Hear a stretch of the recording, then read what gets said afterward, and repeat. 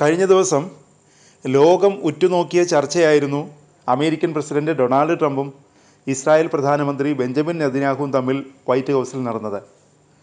ട്രംപിൻ്റെ ഭാഗത്തു നിന്നും എന്തെങ്കിലുമൊക്കെ കമൻറ്റ് പ്രതീക്ഷിച്ചിരുന്നെങ്കിലും ഇത്രയ്ക്ക് കടന്നു ചിന്തിക്കുമെന്ന് ആരും പ്രതീക്ഷിച്ചിരുന്നില്ല. തകർന്ന ഗാസയുടെ നിയന്ത്രണം ഏറ്റെടുക്കുമെന്നായിരുന്നു ട്രംപിൻ്റെ പ്രഖ്യാപനം. തകർന്ന കെട്ടിടങ്ങളുടെ അവശിഷ്ടങ്ങൾ നീക്കം ചെയ്യാനും ഗസയെ മിഡിൽ ഈസ്റ്റിൻ്റെ പുത്തൻ നഗരമാക്കി മാറ്റാനും കഴിയുമെന്ന് ട്രംപ് പറഞ്ഞു. പലസ്തീനികളെ ഗസയ്ക്ക് പുറത്ത് സ്ഥിരമായി പുനരധിവസിപ്പിക്കണമെന്ന തൻ്റെ നിലപാടും അദ്ദേഹം ആവർത്തിച്ചു. എന്നാൽ ട്രംപിൻ്റെ പ്രസ്താവനയിൽ കലിപൂണ്ടിരിക്കുകയാണ് അറബ് രാജ്യങ്ങൾ.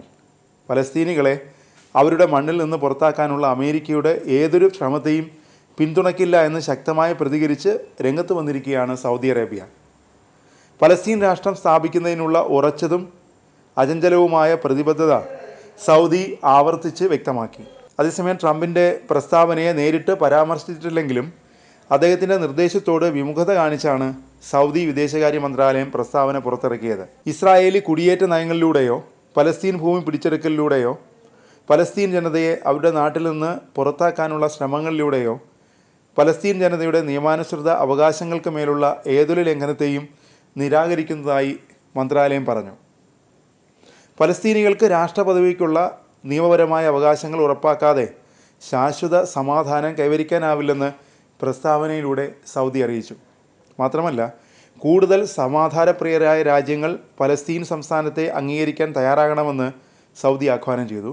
ഈ പ്രധാന വ്യവസ്ഥ പാലിക്കുന്നില്ലെങ്കിൽ സൗദി ഇസ്രായേലുമായി ബന്ധം സ്ഥാപിക്കില്ലെന്ന് മന്ത്രാലയം വ്യക്തമാക്കി.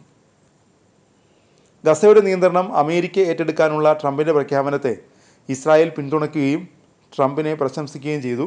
ഗസയിലെ ഏകദേശം 2 ദശലക്ഷം ജനസംഖ്യയെ അയൽരാജ്യമായ ഈജിപ്റ്റ്, ജോർദാൻ എന്നിവയിലേക്ക് മാറ്റുക എന്നതാണ് ട്രംപിൻ്റെ നിർദ്ദേശത്തിലെ ഒരു പ്രധാന ഘടകം.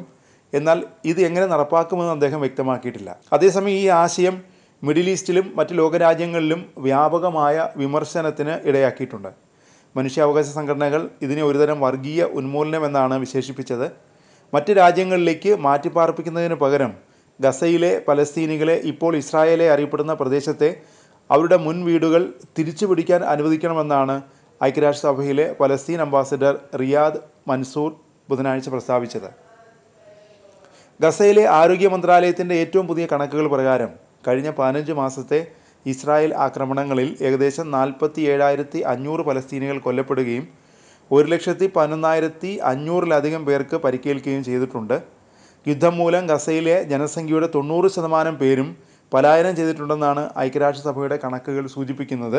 ഇസ്രായേലിൽ ഹമാസ് നടത്തിയ ആക്രമണത്തിൽ നിരവധി പേർ കൊല്ലപ്പെടുകയും 250ഓളം പേർ ബന്ദികളാക്കപ്പെടുകയും ചെയ്തതിൻ്റെ തുടർന്നാണ് ഇസ്രായേൽ ഗസയിൽ സൈനിക നടപടി ആരംഭിച്ചത്. അമേരിക്കയുടെ മധ്യസ്ഥതയിൽ വെടിനിർത്തൽ നിലവിൽ വന്നതോടെ തടവുകാരുടെ കൈമാറ്റം തുടരുകയാണ്.